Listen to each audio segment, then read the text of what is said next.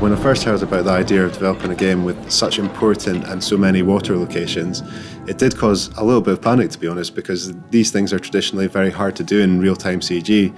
But for us in this game, the ocean is such a pivotal location where many of the important scenes happen there. It was important to find a way to do it and do it well.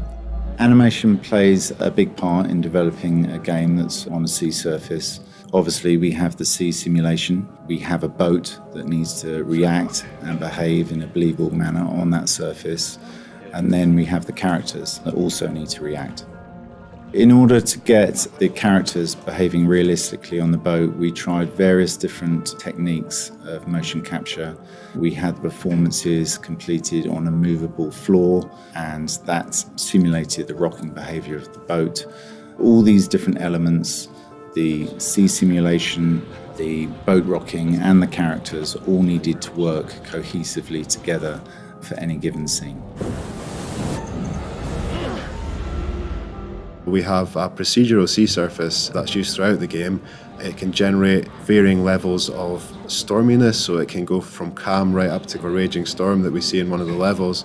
The system can tell where things are floating in the water and generate foam around them and generate wakes from boats and that kind of thing, so that really helped us. In terms of the underwater, we looked at using volumetric lights and mist to create this illusion that light is actually travelling through the water and diffusing and dispersing as it hits the water, which was quite a difficult effect to achieve.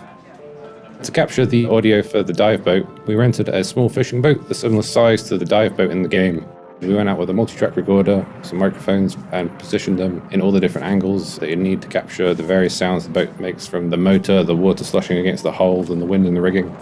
We got lucky actually on the day we went out recording. As soon as we left the safety of the harbour, a squall blew up and the waves got pretty choppy, which was great for the storm in the game. We got plenty of good source material, with the boat lurching and rocking about and creaking and groaning.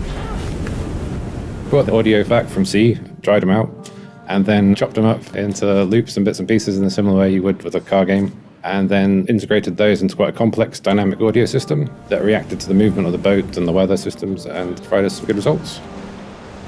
As the storm encroaches in the game, we ramped up the audio elements of the wind and waves, and the boat engine becomes more dynamic and reactive. This sort of mirrors the emotional state of the characters in the game.